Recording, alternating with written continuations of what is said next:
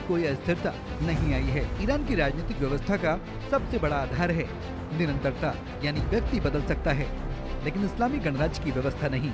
यही वजह है कि ऐसे शोक समारोह के जरिए ये संदेश देने की कोशिश की जाती है कि नेता भले ही चला जाए लेकिन व्यवस्था मजबूत है, संस्थान मजबूत है और सत्ता का ढांचा कायम है। इस अंतिम यात्रा को अमेरिका, इजरायल और क्षेत्रीय विरोधियों के लिए भी एक संदेश माना जा रहा है। संदेश ये कि ईरान किसी संकट में बिखरने वाला देश नहीं है, बल्कि वो दबाव और संघर्ष के समय भी खुद को संगठित रखने की क्षमता रखता है।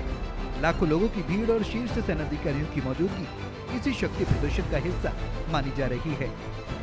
विरोधियों के लिए संदेश, ईरान कमजोर नहीं हुआ, राजनीतिक और सैन्य संस्थान मजबूत, दबाव में भी राष्ट्रीय एकजुटता, ताकत का सार्वजनिक प्रदर्शन। विशेषज्ञ ये भी मानते हैं कि ऐसे बड़े राष्ट्रीय शोक समारोह का एक उद्देश्य देश के भीतर मौजूद आर्थिक संकट, प्रतिबंधों और सामाजिक असंतोष से लोगों का ध्यान कुछ समय के लिए हटाना भी होता है।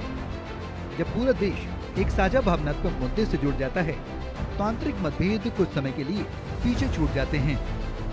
घरेलू राजनीति पर असर, आर्थिक संकट से ध्यान हटाना, प्रतिबंधों और असंतोष की चर्चा कम करना, राष्ट्रीय भावना को केंद्र में लाना।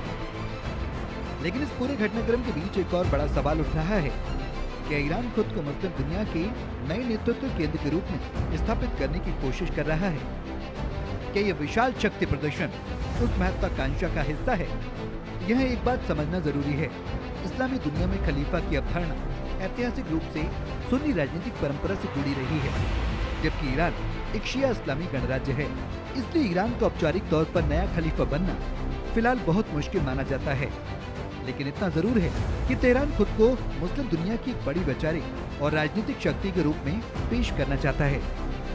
क्या ईरान नया खलीफा बन सकता है? औपचारिक खिलाफत की संभावना कम, शिया और सुन्नी परंपराओं में अंतर, लेकिन क्षेत्रीय नेतृत्व की महत्वाकांक्षा कायम। मुस्लिम दुनिया में प्रभाव बढ़ाने की कोशिश, लाखों लोगों की भीड़, कई दिनों तक चलने वाले शोक समारोह, विदेशी प्रतिनिधियों की मौजूदगी और लगातार दिए जा रहे राजनीतिक संदेश, ये सब मिलकर एक ऐसी तस्वीर पेश कर रहे हैं जिसे ईरान दुनिया के सामने दिखाना चाहता है। एक ऐसा देश जो शोक में है लेकिन कमजोर नहीं, जिसने अपना नेता खोया है लेकिन अपनी व्यवस्था नहीं, और जो अपने विरोधियों को ये बताना चाहता है कि तेहरान अभी भी मध्य पूर्व की राजनीति का एक बड़ा और प्रभावशाली केंद्र है।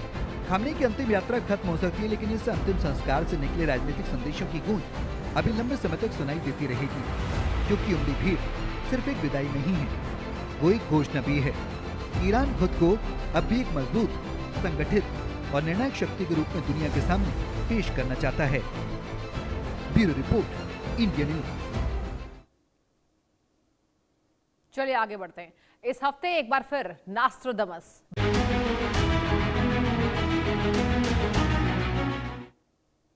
तो क्या ईरान बनेगा अगला खलीफा? ईरान में सिर्फ एक अंतिम संस्कार नहीं हो रहा है, बल्कि दुनिया के सामने ताकत, एकजुटता, राजनीतिक संदेश का प्रदर्शन भी किया जा रहा है। आयतुल्लाह अली खामनेई की अंतिम यात्रा में लाखों लोग सड़कों पर उतरे। एक छोटा ताबूत पूरी दुनिया की भावनाओं का केंद्र बन गया, और एक ऐसा जनरल भी सामने आ गया जिसे लेकर मौत की अटकलें लगाई जा रही थी। लेकिन सबसे बड़ा सवाल यह है दर्शकों कि क्या ईरान इस शोक को अपनी ताकत में बदल रहा है? क्या तेहरान मुस्लिम दुनिया में अपने प्रभाव को और बढ़ाने की तैयारी कर रहा है? और क्या इस विशाल जनसैलाब के जरिए अमेरिका और इजराइल को कोई बड़ा संदेश दिया जा रहा है? देखिए एक खास रिपोर्ट में।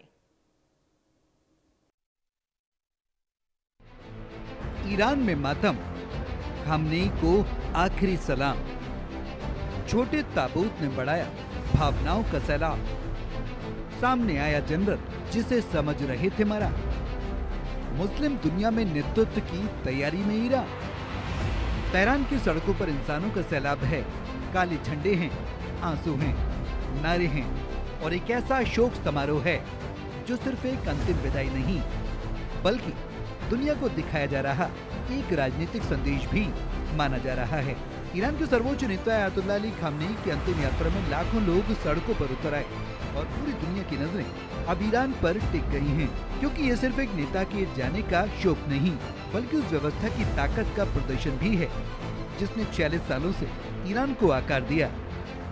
लेकिन इस विशाल जनसैलाब के बीच एक तस्वीर ने पूरी दुनिया का ध्यान खींच लिया। खामनेई के ताबूत के पास रखा एक छोटा ताबूत। रिपोर्ट्स के मुताबिक ये उनकी 14 महीने की पोती जहरा मोहम्मदी गोलपायगानी का ताबूत था। इस भावुक दृश्य ने लाखों ईरानियों को भावनात्मक रूप से जोड़ दिया और शोक समारोह को एक पारिवारिक घटना से लेकर राष्ट्रीय भावना का रूप दे दिया। अंतिम यात्रा की सबसे भावुक तस्वीर, खामनेई के ताबूत के पास छोटा ताबूत, पोती जहरा मोहम्मदी गोलपायगानी का जिक्र। सोशल मीडिया पर तस्वीरें वायरल, भावनात्मक एकता का बड़ा प्रतीक। लेकिन इस अंतिम यात्रा का एक और दृश्य दुनिया के लिए चौंकाने वाला था।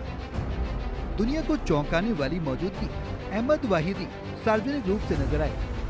सैन्य ढांचे के मजबूत होने का संदेश, अफवाहों पर लगा विराम। वही अहमद वाहिदी जिन्हें लेकर पहले कई तरह की अटकलें लगाई जा रही थी और कुछ विदेशी हलकों में उनके मारे जाने की चर्चाएं भी हुई थी, लेकिन सार्वजनिक रूप से उनके सामने आने से एक बार फिर ये संदेश गया, ईरान का सैन्य और राजनीतिक ढांचा अभी भी सक्रिय, संगठित और एकजुट है।